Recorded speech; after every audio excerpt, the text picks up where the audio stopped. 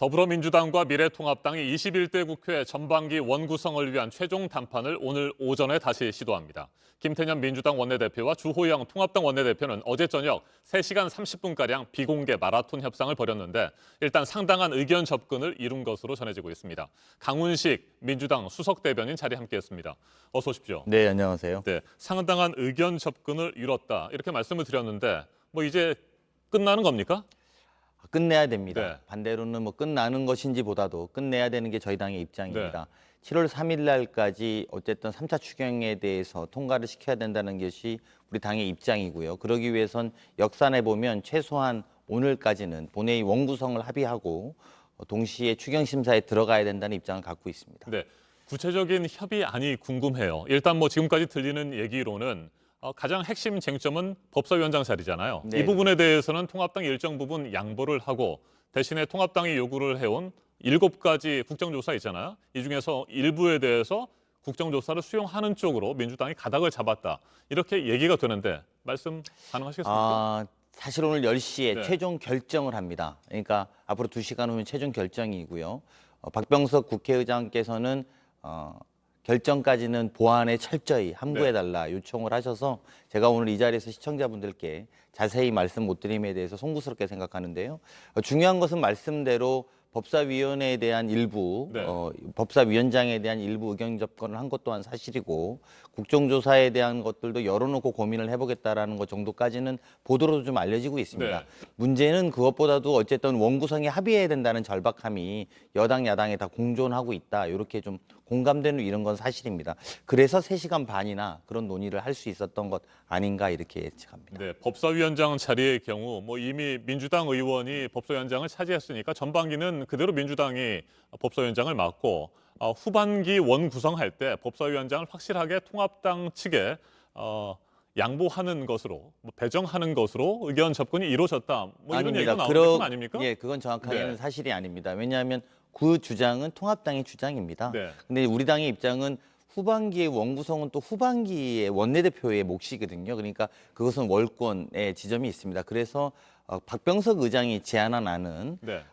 2년 후에는 다시 대통령 선거가 치러진 다음에 원구성을 하기 때문에 여당이 맞는 것으로 하자. 그래서 후반기 원구성을 또 여당이 하는 게 어떠냐라고 제안을 해놓은 상태이고 미통당은 그 부분에 대해서 부정적인 입장으로 알려져 오고 있습니다. 네, 구체적인 뭐 협상 내용에 대해서는 밝힐 수 없다고 하시니까 자 그렇다면 민주당의 입장을 다시 한번 여쭙겠습니다. 민주당에서는 현재 법사위원장 자리 뭐 절대 양보한다거나 다시 원점으로 돌려서 뭐 재선출하거나 뭐 이런 일은 있을 수 없다는 거죠? 네, 전혀 가능성 없는 이야기고요. 네.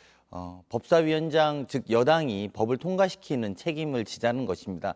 크게 국회의 권한은 2가지입니다. 하나는 법률에 대한 권한이고요. 또 다른 하나는 예산에 대한 권한입니다. 네. 이번에 우리 당이 가지고 있는 원칙에서 예결위원장은 야당이 맡아서 큰 권한 중에 한 축을 담당해달라는 것이고 지난 4년 동안 20대 국회에서 가장 힘들었던 법에 대한 문제는 여당이 네. 맡아서 진행하겠다라는 원칙을 갈라놔서 예결위원장, 법사위원장의 역할을 여야가 나누자라는 취지로 제안을 드렸고요. 그 부분에 대해서는 저희는 다른 입장을 갖고 있지 않습니다. 그리고 그것을 전반기, 후반기로 나누자는 것이 미통당 야당의 네. 제안이었는데 아까 말씀드린 것처럼 그렇게 될 경우에는 우리 지금 원내대표 입장에서 월권의 지점들이 있기 때문에 합의하기 없었고요. 그 나머지 이제 7가지 국정조사를 이야기했다는 것인데 그런 것들은 향후에 좀 오늘 2시간 후에 최종 결정을 지켜보고 판단하는 것이 맞겠다 싶습니다. 네, 뭐 7가지 국정조사 요구 가운데 뭐 한 3가지 정도는 받아들일 수도 있지 않겠느냐 뭐 이런 얘기들도 국회 주변에서 나오는데 그렇게 보면 되겠습니까? 아닙니다. 그것까지도 포함돼서 함구해달라는 내용에 국회의장께서 함구해달라는 내용에 포함된 걸로 알고 있어서 그 점 다시 한번 송구스럽다는 말씀드립니다. 예, 앞서 제가 뉴스체크에서 전해드렸습니다. 청와대가 고위공직자 범죄수사처 다음 달 15일에 예정대로 출범할 수 있도록 국회에 협조를 요청했습니다. 민주당 어떻게 다음 달 15일에 출범이 가능하다고 보십니까? 출범을 해야 된다는 네. 당위성에서 대통령이 말씀드렸고요. 무엇보다도 공수처에 관련된 시행령에 나와 있습니다. 1월 16일 날 통과되면서 이 네. 법은 6개월 후부터 시행하도록 한다라고 규정되어 있습니다. 그러니까 법대로 해달라는 것이 행정부의 요청이고요. 이에 따라서 저희 여당은 이것이 법대로 통과시켜질 수 있도록 최선의 노력을 다할 계획입니다. 네, 미래통합당은 뭐 다음 달 15일에 공수처가 출범하는 것을 저지하겠다 이런 방침인 것 같아요.